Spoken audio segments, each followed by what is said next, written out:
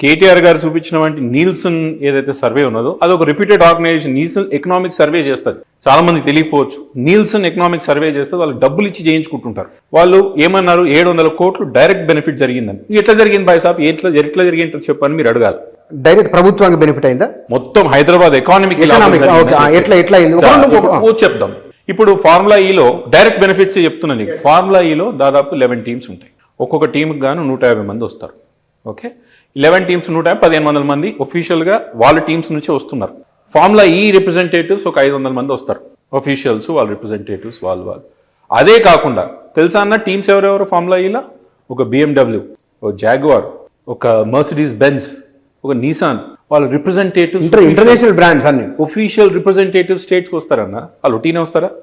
Flight charges పెట్టుకుని వస్తారా? వీడికి వస్తే ఒక వారం రోజులు ఉండాలా? హాస్పిటాలిటీ ఛార్జెస్ పెరుగుతాయా? ఫుడ్ అండ్ బెవరేజెస్ కాస్ట్ పెరుగుతుందా? అన్నిటికన్నా ముఖ్యం మీకు చెప్తాను, హ్యాండ్లింగ్ ఛార్జెస్ అని ఉంటాయి. ఈ గాల్లో రావు కదా. పలానా లండన్లోనో బుచ్చన్నను పిలిచి హ్యాండ్లింగ్ కంపెనీకి పిలిచి ఈ కార్ని తీసుకొచ్చి ఆడి ఇట్లా ఇస్తే నీకు ఛార్జెస్ ఇస్తా అని చెప్తారు. అవి చాలా ఎక్స్పెన్సివ్. చాలా మందికి తెలియదు ఆ విషయం. హ్యాండ్లింగ్ ఛార్జెస్ డైరెక్ట్గా ఉంటాయి. ఇది ప్రతి సంవత్సరం జరుపుకుంటా పోయింది అనుకో, దీని చుట్టూ ఒక ఎకానమీ ఏర్పాటు కాదా?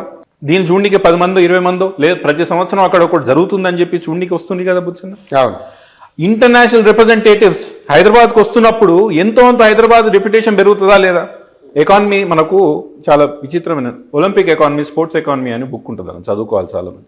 ఎందుకు పెడతారు స్పోర్ట్స్ ఈవెంట్స్, యాన్యువల్ ఈవెంట్స్ వాళ్ళ నగరాలు అనేది ఒక మంచి కేస్ స్టడీ. ఇప్పుడు ఒలింపిక్స్ పెట్టేటప్పుడు ఒక్కొక్క ఒలింపిక్స్ ఖర్చు పెట్టడానికి $1 బిలియన్ నుంచి $2 బిలియన్ ఖర్చు అవుతుంది. అంటే 15,000 కోట్లు అవుతుంది ఒక్కొక్క నగరానికి, ఒక్కొక్క దేశానికి. ఎందుకు పెడతారు బుచ్చన్న? దానివల్ల డైరెక్ట్ లాభం ఏమైనా వస్తుందా? ఎందుకు పెడతారు చెప్పండి? మొన్న ఖటార్లా ఫుట్బాల్ వరల్డ్ కప్ పెట్టారు దోహాలో. దానికన్నా ముందు ఎప్పుడన్నా దోహా నగరం పేరు మీరు విన్నారా? గ్లోబల్ ఈవెంట్స్ పెడుతున్నప్పుడు ప్రపంచ స్థాయిలో మా నగరం కూడా ఒక పేరు రావాలని ఒక కోరిక ఉంటుంది బుచ్చన్న. దానివల్ల ఏమవుతుంది? ఇండియా బయటికి పో, బాంబే, ఢిల్లీ, ముంబై, ఢిల్లీ, మన నగరాన్ని వారు గుర్తుపడతారా?